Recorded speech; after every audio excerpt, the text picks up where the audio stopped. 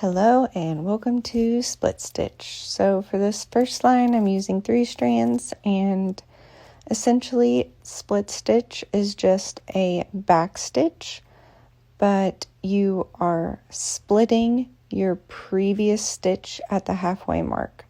So in the center of your last stitch you go back through there and split it.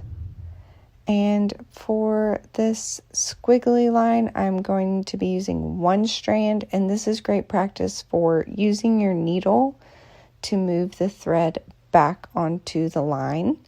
And then for this amorphous blob, I'm using 6 strands, and I just did some guidelines and then filled in each section with layers of split stitch.